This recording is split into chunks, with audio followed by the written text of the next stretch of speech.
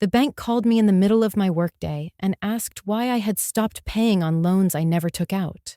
I remember laughing at first. I thought it was a scam. I said, "You have the wrong person." The man on the phone calmly read my full name, my social security number, and an address I recognized instantly. Then he said, "Ma'am, this has been going on for years." My stomach dropped. I stepped into the hallway, gripping my phone, and asked him to repeat what he just said. He told me there were credit cards, a personal loan, and a car loan under my name, all overdue, all unpaid. I had never missed a payment in my life. If you have ever trusted your family with your personal information, subscribe to this channel and comment where you are watching from, because this story starts exactly where trust ends. Before that phone call, I thought my life was simple and controlled. My name is Rachel.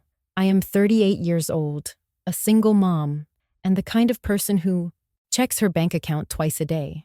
I work full-time, pay my bills on time, and never buy anything unless I know I can afford it. Money scared me growing up, so I learned to be careful with it. That was my identity in my family. I was the responsible one, the boring one, the one who never needed help. I have a daughter named Grace. She is 16. She watches everything. I taught her to save receipts and never give out personal information.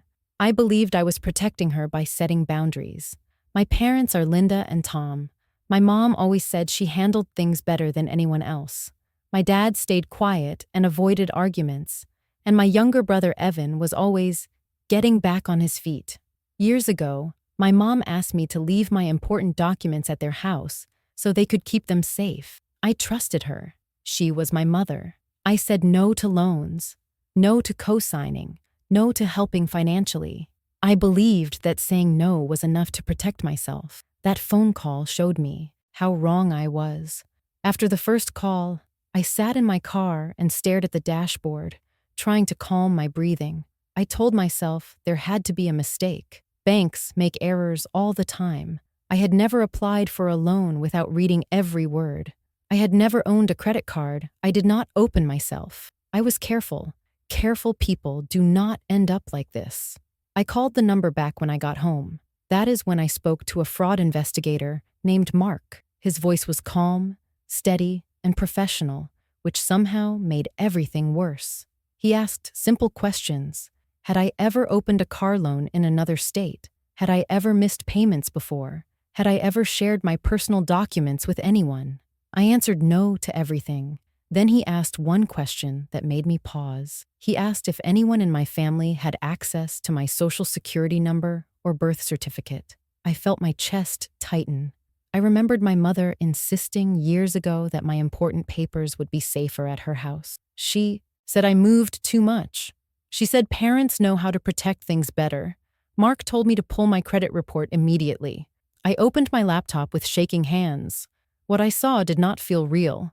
There were accounts I did not recognize, opened years ago, credit cards I never used, a personal loan that had been paid late again and again. The addresses listed were not random.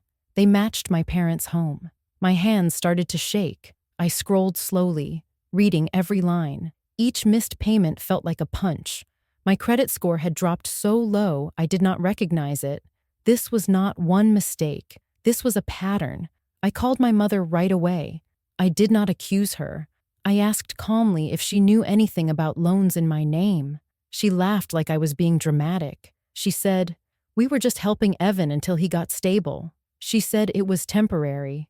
She said, "You were not using your credit anyway." That sentence changed everything. I realized they never planned to tell me. They believed they had a right to my name, my future, and my silence. When I told her the bank was involved, her tone changed. She said I was overreacting. She said family handles things privately. My father stayed quiet in the background. My brother did not answer my calls. That night, I sat at the kitchen table with my daughter. She asked why I looked scared. I told her the truth in simple words. She asked if that meant our life could change. I looked at her and knew I had to choose. The next morning, I stopped trying to argue. I started collecting proof. I requested full records. I saved messages. I followed Mark's instructions carefully. This was no longer about money. It was about protecting my child and taking my life back. The next morning, I woke up with a strange calm. The panic from the night before was still there, but it no longer controlled me. I realized that arguing with my family would not change what had already been done. I needed facts. I needed proof. I needed to protect myself and my daughter. I called Mark again and told him I was ready to move forward. He explained everything clearly, step by step. He said this was identity theft, even if the people involved were family. He warned me that once I filed the report, I could not take it back. I asked him one question. I asked what would happen if I did nothing. He paused and said the debt would remain mine, and the damage would follow me for years. That was the moment I stopped hesitating. I started gathering everything. I requested full statements from the bank. I downloaded my credit reports. I printed emails and payment histories. I saved text messages from my mother, where she admitted they had handled things without telling me. I wrote down dates, amounts, and addresses. Each document made the situation clearer and more painful, but also more real. My mother called me several times that day. At first, she sounded angry. Then she sounded scared.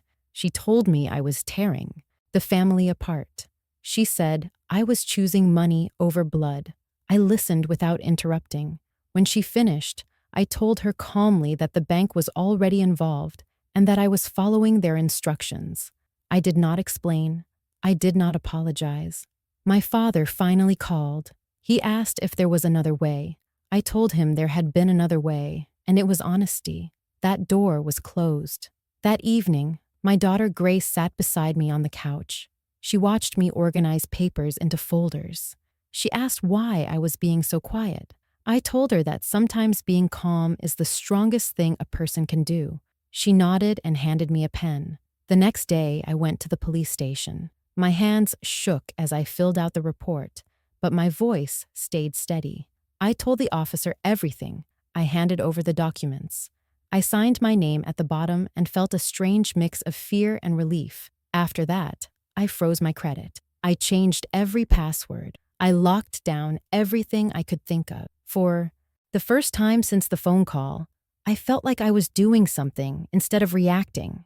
I sent one short message to my family. I said the matter was now being handled through the bank and the police. I said I would not discuss it further. When I put my phone down, the house was quiet. The fear was still there, but it no longer felt like weakness. It felt like resolve. I had chosen the truth, even if it cost me everything else.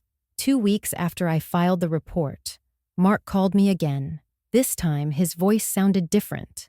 It was firm and certain. He told me the investigation was complete. The bank had traced every account, every payment, and every benefit tied to my name. There was no confusion. There was no doubt. He said the evidence showed exactly who had used my identity and where the money had gone. I sat down at the kitchen table while he explained what would happen next. The fraudulent accounts would be removed from my record. My credit score would be restored. The debt would no longer be mine. The bank had also forwarded everything to law enforcement. I thanked him, but my hands were shaking. Relief washed over me first. Then something heavier followed. This was no longer just my problem. It was now real for my family. That evening, my mother called. Her voice was sharp and panicked. She said the bank had contacted them. She asked how I could let this go so far. She said they were just trying to help Evan. I listened quietly, then told her the truth. I told her I had not let anything happen. I had simply stopped covering it up. She went silent. My father texted me a few minutes later. He asked if I could speak to the bank and explain it was a misunderstanding. I told him there was nothing to explain. The records spoke for themselves. The next day, I received an email from the bank confirming the resolution. I read it twice. Then I printed it and placed it on the counter. My daughter Grace walked in and saw the look on my face. She asked if it was over. I nodded. Later that week, an officer called to confirm details. He asked calm, professional questions. He thanked me for cooperating. When the call ended, I realized something had shifted. The fear I had been carrying was gone. My family stopped calling. The silence felt strange at first. Then it felt peaceful. I did not feel victorious. I felt free. That night, Grace sat next to me and asked if I was sad. I told her I was sad about what should have been, but proud of what I chose. I told her that love does not mean sacrificing your future to protect someone else's lies. She hugged me and said she was glad I spoke up. I went to bed that night without checking my credit score or my phone. For the first time in weeks, my mind was quiet. The truth had done what arguments never could. It ended everything. In the weeks after everything settled, my life became quieter in ways I did not expect. There were fewer phone calls, fewer messages, and fewer demands on my time. At first, that silence felt heavy. I had spent most of my life being needed. When that stopped, I had to sit with myself and understand who I was without the role of fixer. I noticed small changes. I slept through the night. I stopped checking my credit report every morning. I no longer felt that tight feeling in my chest when my phone rang. The fear that once followed me everywhere slowly loosened its grip. My relationship with my family changed. Some bridges burned quietly. Others were left standing but distant. I did not chase explanations or apologies. I accepted that accountability often feels like betrayal to people who benefit from your silence. What surprised me most was my daughter. Grace became more open with me. She asked questions about money, trust, and boundaries. She watched how I handled everything, not with anger, but with clarity. I realized that the strongest lesson I could teach her was not how to forgive, but how to protect herself without losing her. Compassion. One evening, she told me she felt proud of me. That moment mattered more than any restored credit score. I learned that being the responsible one does not mean being available for harm. It does not mean carrying other people's mistakes so they can avoid consequences. Love without honesty is not love. It is control. I also learned that truth does not need to be loud. I did not scream. I did not threaten. I did not humiliate anyone. I simply stopped participating in a lie. The system handled the rest. If you are listening to this and something feels familiar, I want you to know this. You are not cruel for choosing yourself. You are not disloyal for telling the truth. And you are not selfish for refusing to carry damage that was never yours.